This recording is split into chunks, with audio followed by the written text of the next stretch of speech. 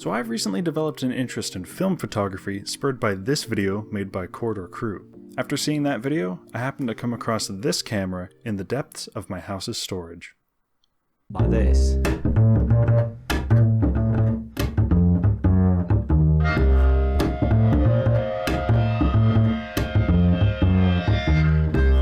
This is a Pentax K1000, a 35mm film camera famed for its longevity and sturdiness. This particular camera was used for geology fieldwork, and at some point it found its way into my house's deep storage. Surprisingly enough, it still works perfectly. So with that preamble out of the way, let me show you the first photographic run I did with this camera. Step 1 was loading the film. Here we have the camera of choice. For the very first roll of film I'm going to load into it, I have this stuff. Kodak Panatomic X 32 film. This stuff, interestingly, should have been developed before September of 1987. So it's definitely expired, but I'm still interested to see what it's like to use. Even if I don't get any results with it, I can practice loading film into the camera. Very nice.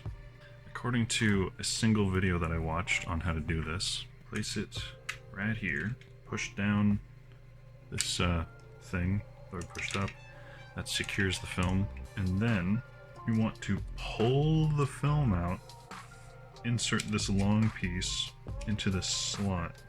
Is this possible?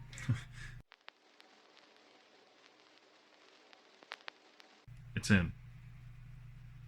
It's in. So now what you do is you take two pictures. Great. It just doesn't want to go in. Oh, it's in. It wanted to go in that time. So now you take the pictures. Oh.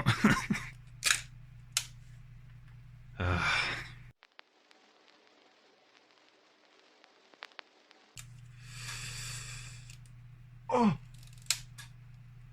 1, 2, baby. We got it. Now we close the camera and we take 2 more pictures.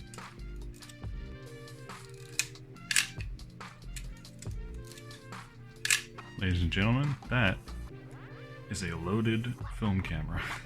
So that was a little more tricky than I thought it would be, but now that I've loaded the film once, it shouldn't be too much of a hassle in the future. Step 2 is to go out and shoot some photos.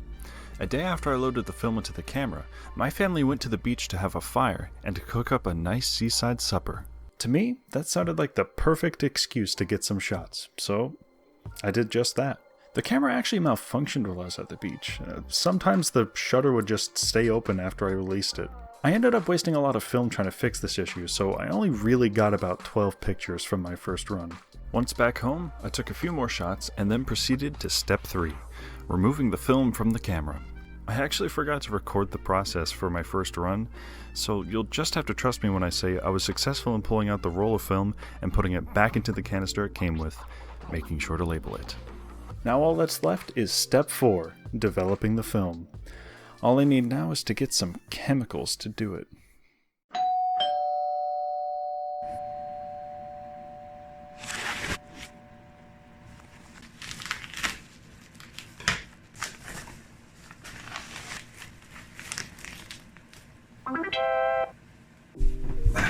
Alright, so according to the instructions, all I need to do is add this stuff to 1 liter of water, and then it's ready to be used.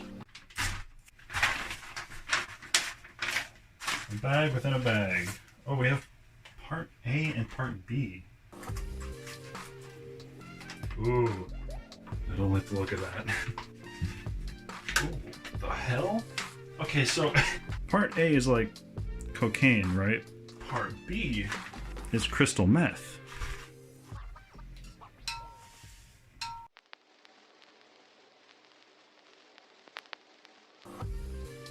Alright, I'm gonna go for it. Part B.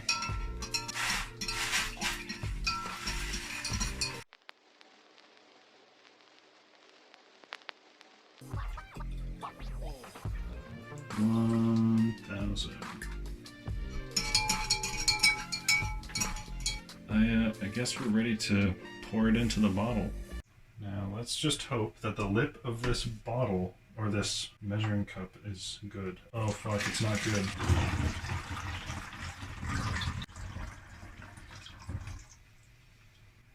And there we have Monobath. Now that the chemical is ready to go, it's finally time for the moment of truth. I practiced loading the film onto these rollers that go into the developing tub that I also got off of Amazon. I then plunged myself into darkness in order to get the film safely onto the rollers. Absolutely no light can touch the film before it is developed, otherwise your shots are ruined.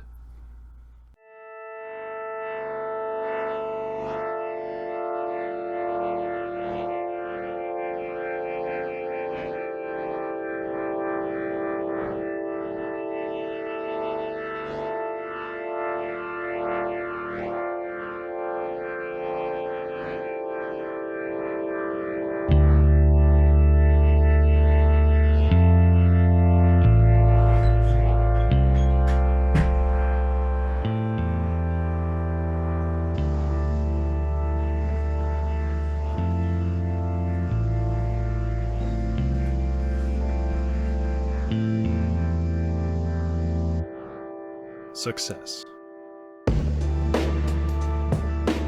With the film ready to be developed, I got to work on doing just that.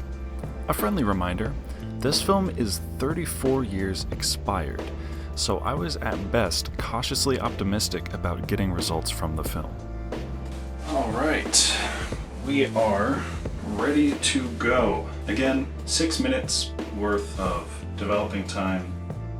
Here's the Monobath. And here we go. Timer is started. Looks like we're at capacity here, so there's about that much left. I gotta start agitating right now.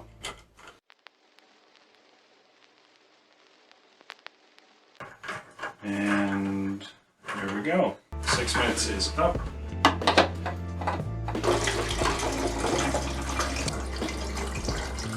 Okay, now that we have the Monobath disposed of, I'm gonna rinse this in water.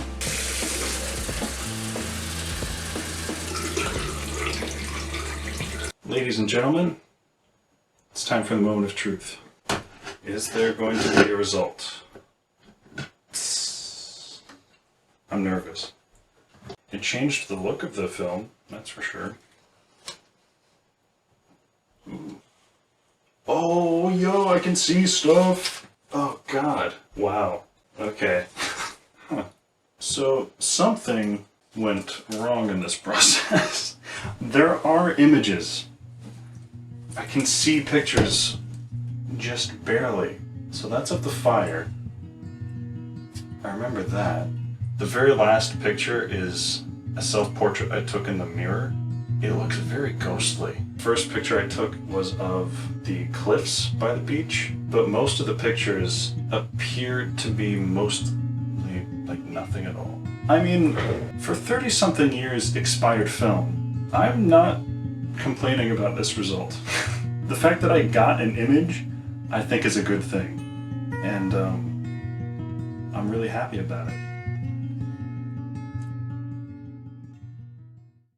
So yeah, it actually worked. I was able to develop the film.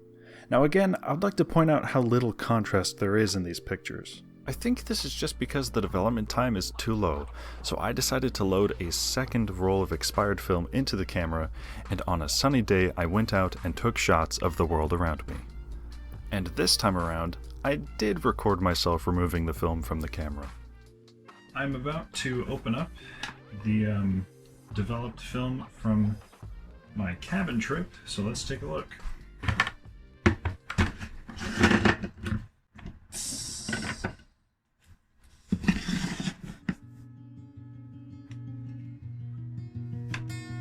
Yo! Holy cow. These look great. They're much more recognizable.